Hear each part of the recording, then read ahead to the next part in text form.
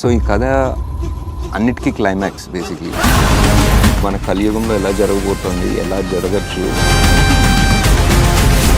Just ఇండియాలో కాదు, anybody in the world can be able to relate to this story. చిన్నప్పటి నుంచి మన పౌరాణిక చిత్రాలు లైక్ లిటరలీ నా favourite movie I think is Paatal Bhairavi. దాని తర్వాత I think every movie that tried something different కదా. ఒక వెదర్ భైరవ దీపం అనుకోండి, ఆదిత్య 369, వెదర్ కొన్ని హాలీవుడ్ సినిమాలు, స్టార్ వార్స్ అలాంటివి చూసినప్పుడు కూడా ఇట్ వాజ్ లైక్ చాలా బాగున్నాయి సినిమాలు. బట్ ఇది మన స్టోరీలు కావా, లైక్ మనం ఎప్పుడు అన్ని వెస్ట్లోనే జరగాల, లైక్ అలా అనిపించేది.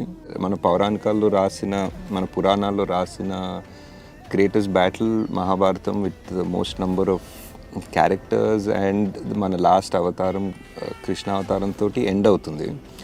సో అక్కడి నుంచి ఇప్పుడు కలియుగంలోకి ఎంటర్ అయినప్పుడు ఈ కథ ఇంకెలా వెళ్తుంది అనేది ప్యూర్ క్రియేటివ్ ఇమాజినేషన్. ఆ story could be something that is worth attempting.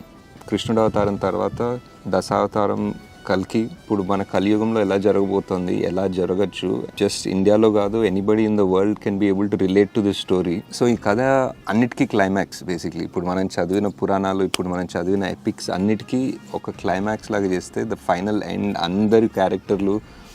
Are ఇప్పుడు కలి అనేవాడు ప్రతి యుగంలో ఉంటాడు, ఒక్కొక్క రూపం తీసుకుంటాడు అనుకుంటే, ఒకసారి రావణుడిలాగా, ఒకసారి దుర్యోధను లోపల, ఒకసారి అన్నింటిలో ఒక రూపం తీసుకొని ఫైనలీ ఈ కలియుగంలో ఒక ద అల్టిమేట్ ఫైనల్ రూపం తీసుకుంటే how is that and what kind of a hero.